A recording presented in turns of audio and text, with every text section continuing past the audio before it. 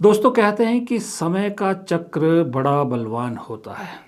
समय का चक्र घूमकर समय का पहिया पुराने वक्त में आ ही जाता है। समय कभी एक सा रहता नहीं। ये जब हम अच्छी जगह होते लगता है कि 1000 साल ऐसे ही रहेगा। समय का चक्र तो घूमेगा, उस पहियों को रोकने वाला कोई नहीं है। इसलिए इस बात को याद रखना चाहिए कि समय बदलता रहता है और बदलना भी चाहिए। जी हाँ, सचिन पायलट जिस समय चक्र का जिक्र कर रहे हैं, मैं भी उसी का कर रहा हूँ। समय का चक्र कैसे घूम रहा है, इसका उदाहरण ये है कि वक्त 2018 का था। सचिन पायलट राजस्थान के प्रदेश अध्यक्ष थे। मुख्यमंत्री की कुर्सी पर निशाना था, पार्टी को जिताना था और दिल्ली से ऑब्जर्वर भेजे गए थे केसी वेणुगोपाल। खेल हुआ, सचिन पायलट मुख्यमंत्री नहीं बने, अशोक गहलोत मुख्यमंत्री बन गए।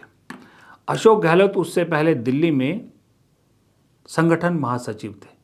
अशोक गहलोत संगठन महासचिव से पद से हट के राजस्थान के मुख्यमंत्री बनते हैं और केसी वेणुगोपाल ऑब्जर्वर से संगठन महासचिव बनते हैं। आज वक्त का पहिया घूम के फिर पुरानी जगह पर पहुंच गया है। आज केसी वेणुगोपाल केरल का मुख्यमंत्री बनने के लिए जी जान से कोशिश कर रहे हैं, उतनी मेहनत कर रहे हैं जो उतनी उन्होंने आज तक शायद नहीं की। और वही सचिन पायलट आज केरल में ऑब्जर्वर की भूमिका में है। ये चक्र ऐसे घूमा। खैर, बात केसी वेणुगोपाल की हो रही थी, तो केसी वेणुगोपाल आजकल बहुत चर्चा में है केरल चुनाव को लेकर।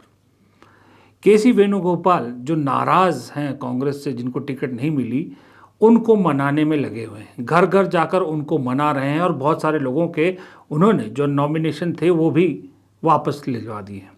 कहा जा रहा है कि केसी वेणुगोपाल जितनी मेहनत केरल में कर रहे हैं कांग्रेस के बागियों को मनाने के लिए और कांग्रेस को जिताने के लिए, उतनी मेहनत संगठन महासचिव के जरिए केसी वेणुगोपाल को कभी करते नहीं देखा गया था।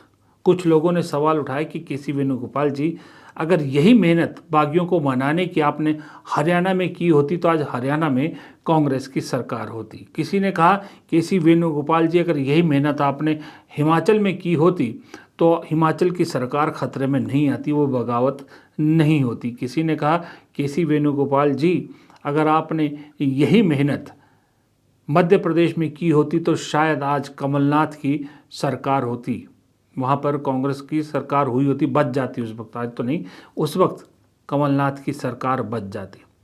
लेकिन खैर जो भी है, केसी वेणुगोपाल पूरी कोशिश, पूरी जान केरल चुनाव में लगा रहे हैं ताकि कांग्रेस सत्ता में बैठ सके। और केसी वेणुगोपाल अपने प्लान बी पर पूरा काम कर रहे हैं, क्योंकि वो जानते हैं कि ये एक सुनहरी मौका है जब वो मुख्यमंत्री बन सकते हैं।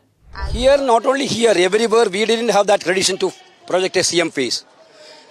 We are for a change of public life in Kerala. We want a good governance in Kerala. The UDF is promising to the people of Kerala for a good governance, a good administration with empathy towards the poor people of the state. That is what more important. This election is not make anybody as a chief minister of Kerala.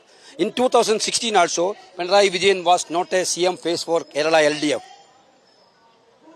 You can see that. There were in Congress tradition also you can understand. Don't worry about things. After election, immediately Congress will find out a chief minister.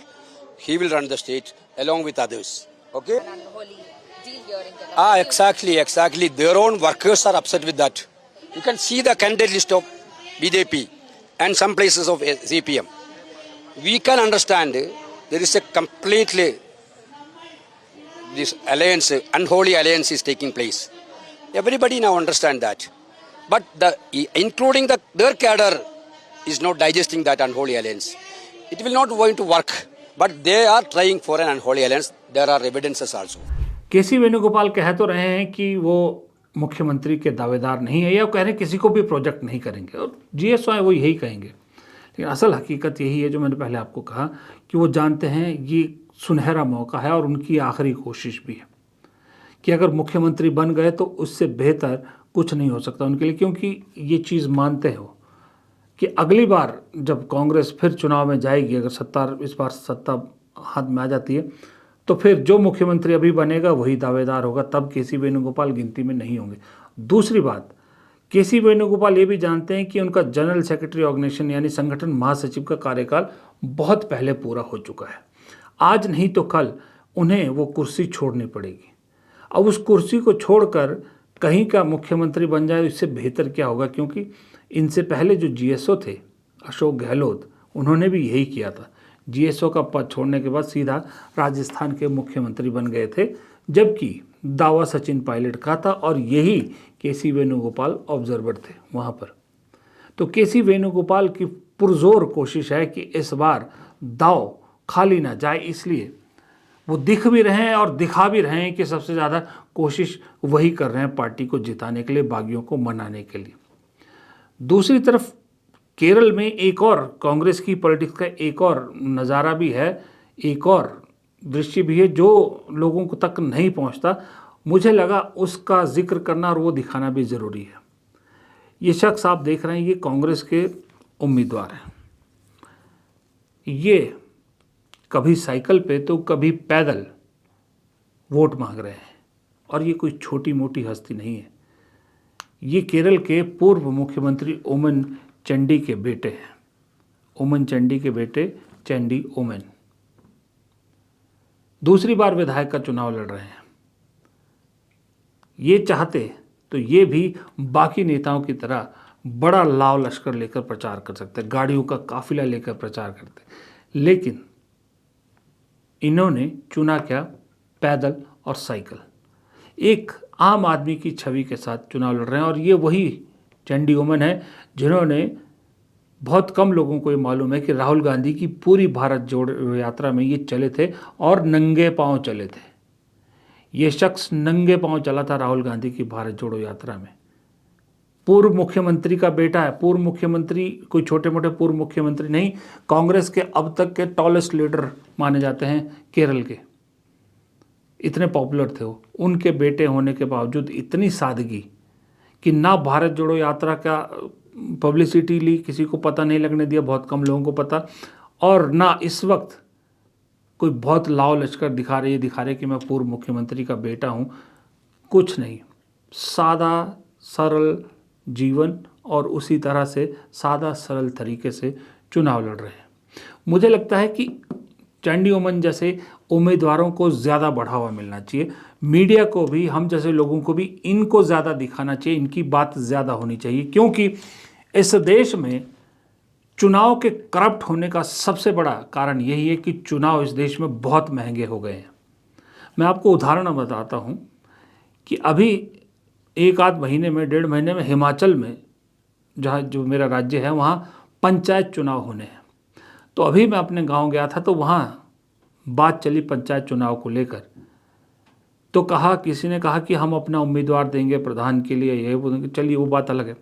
लेकिन वहाँ एक बात सुन के मैं बड़ा हैरान हुआ कि इस बार जो प्रधान बनना चाहते हैं वो अभी से कह रहे हैं कि मैं 20 लाख मंदिर को दूंगा, मैं 20 लाख उसको दूंगा, कोई कह रहा है मैं 25 लाख उसको दूंगा।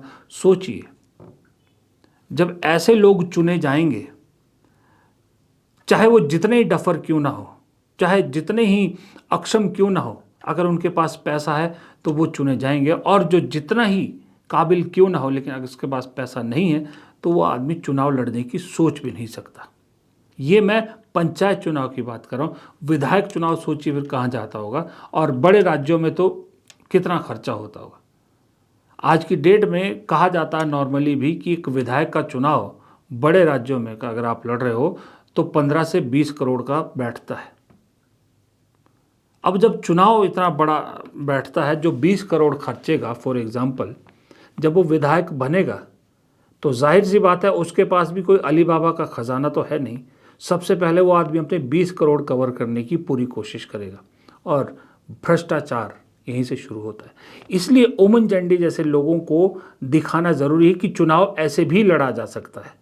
आपको बड़े लाव लश्कर की ज़रूरत नहीं है, आपको गाड़ियों के काफिले की ज़रूरत नहीं है। हालांकि चंडी ओमन अफोर्ड कर सकते हैं, मैं ये नहीं कह रहा कि वो दूध के धुले हैं, वो बिल्कुल सच्चे हैं, मुझे नहीं मालूम कैसे, लेकिन वो जो कर रहे हैं उसको एक मिसाल तो बनाया जा सकता है, ताकि एक गरीब आदमी भी चुनाव लड़ने की सोच सके, उसको भी लगे कि यार अगर ये पूर्व मुख्यमंत्री का बेटा साइकिल पे पैदल चल के कैंपेन कर सकता है तो मैं भी कर सकता हूँ। साइकिल तो मैं भी अफोर्ड कर सकता हूँ, पैदल चलना तो मैं भी अफोर्ड कर सकता हूँ ना। और सही में बता रहा हूँ, आपको सच बता रहा हूँ कि इस देश में अगर कोई इस तरह से ईमानदारी से चुनाव लड़े तो पब्लिक उनके साथ होती है। जाते जाते आपको एक चीज़ दिखाना चाहता हूँ कि राजनीति कैसे कैसे रंग दिखाती है।